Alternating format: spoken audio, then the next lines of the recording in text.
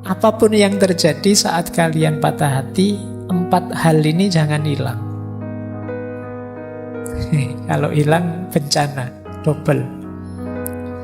Yang pertama apa? Badan sehat. Yang kedua, akal sehat. Yang ketiga, makna hidup. Yang keempat, moral, akhlak. Patah hati bukan alasan kalian boleh melakukan apa saja, termasuk yang nabrak norma-norma moral, akhlak, dan adab. Jadi kalian boleh ngapain saja untuk melampiaskan, mencari hiburan, tapi jangan nabrak norma, akhlak, dan adab. Jangan kehilangan makna hidup dan tujuan hidup. Pastikan akalmu tetap sehat, badanmu tetap sehat. Apapun yang terjadi. Mau kamu menyanyi-nyanyi sedih berhari-hari, berminggu-minggu, mau kamu nangis menghabiskan berbantal-bantal, tidak apa-apa. Asal badanmu tetap sehat, berarti habis nangis kalau waktunya makan, ya makan. Jadi biar tetap sehat. Nah, akal sehatnya juga dijaga, jangan melakukan yang aneh-aneh. Makna hidup juga harus tetap diyakini. Hidup tetap harus bermakna. Versimu, meskipun setelah patah hati mungkin ada pergeseran-pergeseran, tapi jangan hidup tanpa tujuan. Dan akhlak, jangan diterjang, jangan ditabrak. Begitu kalian nabrak 4 hal ini, maka kalian tidak keluar dari masalah, tapi akan nambah masalah. Pokoknya jangan lupakan ini saja. Sisanya setiap orang mungkin punya strategi sendiri, tapi ini nanti jadi kunci. Karena itu tadi, kalian kan hanya harus jatuh. Wong cuma hanya jatuh itu saja kan, tidak harus mengorbankan keseluruhan hidupmu.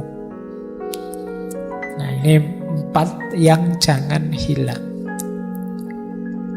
Baik, masih ada waktu 10-an menit ya. Saya membawa beberapa wawasan ini menarik.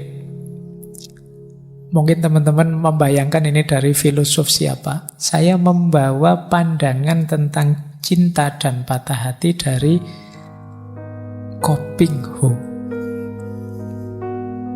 Kalau teman-teman pernah membaca ceritanya Ko Ping Ho, dulu saya senang sekali. Saya itu kalau baca ada kalimat-kalimat bagus, saya sisihkan, saya catat, saya tandai. Nah, saya ketemu pandangan yang bagus tentang patah hati dan cinta ini. Ada beberapa nanti saya bawa. Ini untuk mengantarkan ke minggu depan, bagaimana menyikapi patah hati secara eksistensial. Kalian boleh mendiskusikan pandangannya ini menarik. Yang pertama begini kata dia. Ini saya ambil dari, kalau tidak salah, Bukek Siansu serialnya. Ini ada orang tua yang menasehati tokohnya. Kata dia begini, cinta antara pria dan wanita itu bukanlah cinta yang sejati namanya, melainkan asmara yang timbul dari kecocokan selera, baik mengenai ketampanan maupun mengenai watak, sehingga saling tertarik, kagum, seperti orang melihat bunga-bunga indah. Gairah karena kecocokan selera ini bercampur dengan nafsu birahi. Asmara ini penuh dengan keinginan menguasai, memiliki, memperbudak, penuh dengan keinginan dimanja, dipuja, dijunjung tinggi. Di samping keinginan menikmati kepuasan dari hubungan yang didorong oleh nafsu birahi. Ini kalimatnya jujur. Kalau kalian kemarin-kemarin berteori cinta itu agung, tidak ada pamrih, tidak ada apa-apa, kata beliau prek, tidak begitu. Pasti ada pamrih-pamrih fisik, dorongan birahi. Kenapa begitu? Karena semua ini bersumber dari si aku yang selalu menunjukkan segala hal demi kepentingan dan kesenangan diri sendiri. Meskipun dengan cara yang cerdik, berliku-liku, tujuan terakhirnya adalah untuk diri sendiri, untuk si aku ini. Kamu boleh berteori ndaki-ndaki tentang cinta, ya ujungnya tetap ke situ nanti. Kamu pengen seneng-seneng sesuai kepentinganmu. Karena itulah asmara antara pria dan wanita ini menimbulkan hal-hal gila seperti sekarang ini. Hal-hal yang tadi kita sebut tidak masuk akal. Kalau diputuskan menimbulkan duka, kalau dikhianati menimbulkan benci, kalau tidak ditanggapi menimbulkan cemburu. Ini menunjukkan ego. Pendeknya, asmara antara pria dan wanita itu menimbulkan bermacam pertentangan, ketakutan, yaitu takut kehilangan dan duka. Itulah cinta antara pria dan wanita yang kau agung-agungkan itu. Ini masih berlanjut, teman-teman semoga sudah menangkap poinnya ini. Nah, terus dibantah oleh muridnya. Mungkin itu gambaran cinta orang yang wataknya buruk. Seorang yang hanya mementingkan dirinya pribadi. Cinta orang yang berhati nurani bersih, itu kan dia sanggup berkorban, siap melakukan apapun juga, bahkan sanggup berkorban nyawa kalau perlu untuk orang yang dicintai. Nah, malah diketawain. Itu alasan kuno yang sudah menjadi kembang bibir semua orang yang mabuk cinta. Memangnya aku percaya bahwa engkau akan berani berkorban nyawa untuk gadis yang kau cintai. Tetapi bagaimana seandainya gadis itu tidak membalas cintamu? Bagaimana kalau engkau melihat dia berkasih-kasihan dengan pria yang lain? Bagaimana kalau dia tidak setia kepadamu, mengolok-olok cintamu, dan dengan mencolok bermain cinta dengan pria lain di hadapanmu? Apakah engkau tetap rela dan cintamu akan tetap? Jadi omong kosong saja orang mengorbankan nyawa demi cinta. Alah, itu prek juga. Wong yo kalau pacarnya ganti pasangan atau ngelirik orang lain saja kamu marah-marah. Kamu sebenarnya hanya ingin dibales saja cintamu. Jadi itu kalimat bunga-bunganya orang yang mabuk cinta. Nah, ini dibantah. Dibantah lagi. Masa begitu, guru? Gimana dengan cinta anak pada ibunya wis? Ini kan cinta sejati. Kata gurunya, itu pun palsu.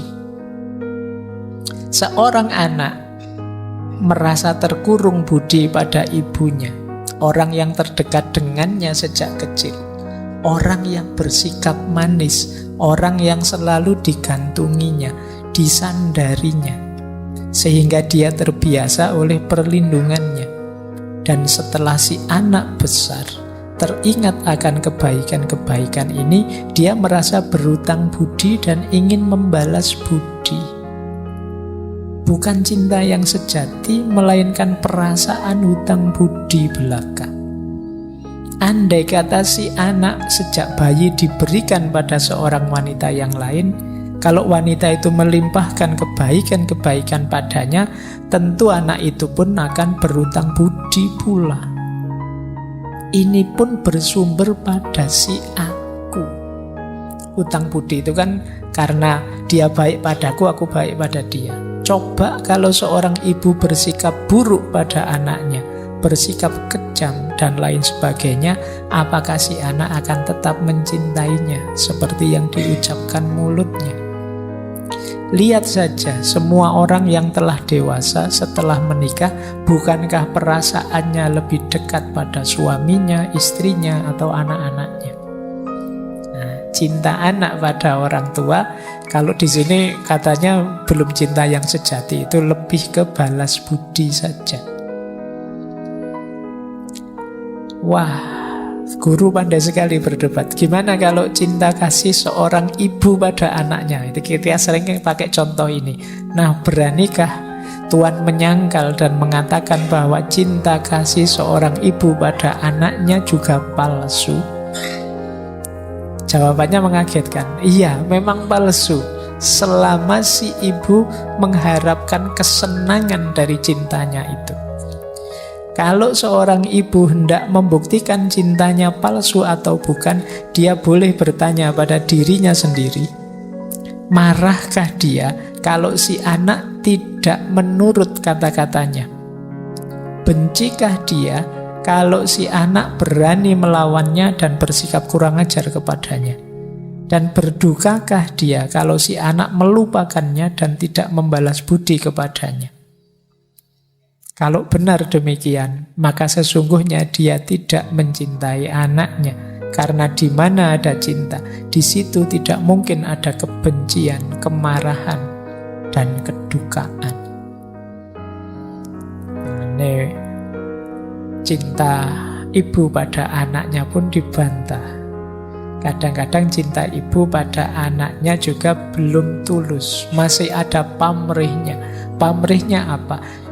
Dibalas kebaikan sama anaknya, atau dipatuhi anaknya, atau anaknya melakukan apa yang dia inginkan, mewujudkan mimpi-mimpinya.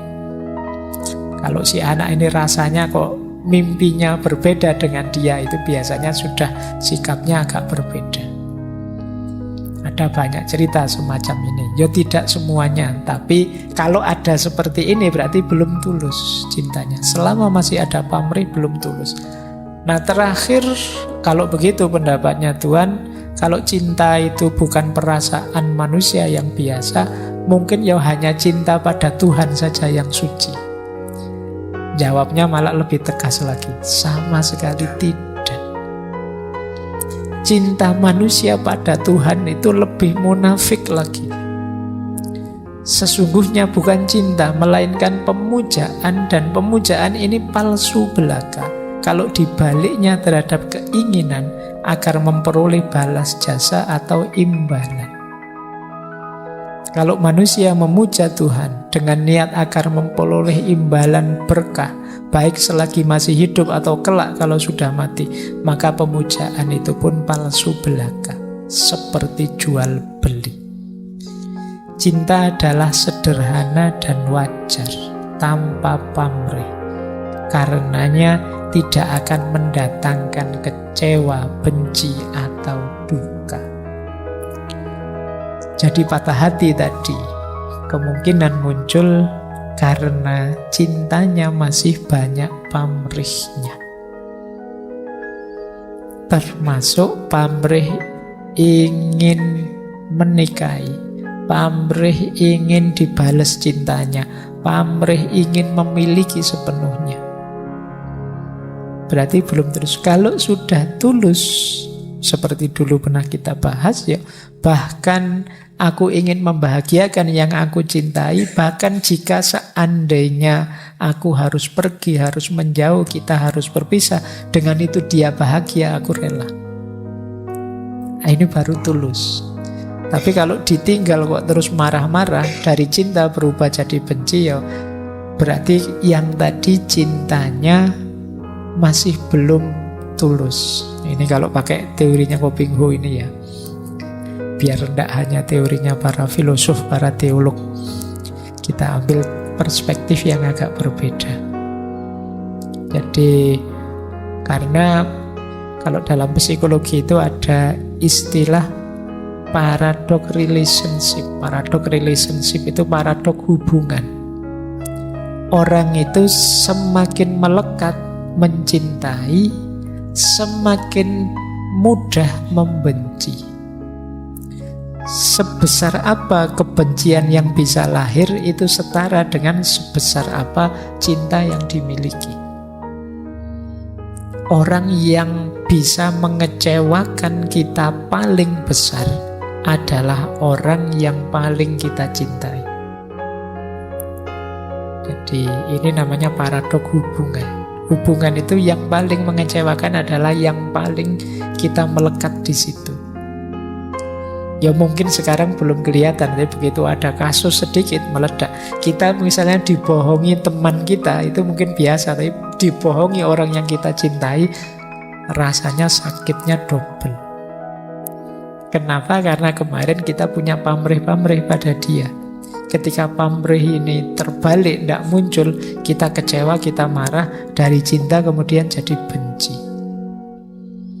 Nah ini ada pelajaran-pelajaran. Berarti kok Pak saya bolak-balik pacaran patah hati, ya mungkin perlu naik kelas cintanya. Belajar lagi mencintai secara lebih tulus. Nah mungkin itu yang tadi disebut pelajaran tadi ya. Ayo belajar lagi, belajar lagi. Entah itu sebagai orang tua, dengan sahabat, dengan yang dikasihi, termasuk mungkin dengan Allah. Itu ayo latihan mencintai secara lebih tulus. Itu yang kalau dalam agama namanya ikhlas. Fokusnya hanya pada yang dicintai, tidak pada aku, kalau bahasanya Ko Beng Ho tadi. Tidak untuk kepentinganku dan tidak keinginanku, tapi kepentingan dan keinginan yang dicintai saja. Nah ini namanya cinta yang tulus. Yang ini memang enak kalau diceramahkan begini, kalau dijalankan berat. Karena menyingkirkan ego itu tidak gampang. Orang sulit menaklukkan aku itu. Karena aku ini kan sudah mewarnai hidup kita sehari-hari. Ada cara lebih mudah untuk biar kita tidak ditelan oleh aku. Ayo sekali-sekali latihan menjauh dari diri kita. Kita pandangi diri kita secara lebih objektif. Nah itu mungkin memudahkan kita mengenali ego kita, aku kita. Sehingga jangan-jangan kebaikan-kebaikan yang banyak kita lakukan itu terbongkar nanti kalau kita mengambil cara ternyata kebaikanku selama ini masih berpamrih, masih sebenarnya untuk kepentingan ego, tidak karena kebaikan itu sendiri dan tidak ikhlas karena Allah. Nah ini titik-titik di mana kita harus belajar dan banyak mengambil pelajaran dari fenomena-fenomena seperti patah hati ini. Karena tidak mungkin dalam hidup kita itu semua keinginan kita terpenuhi. Ketika keinginan kita tidak terpenuhi, di situ muncul fenomena patah hati ini.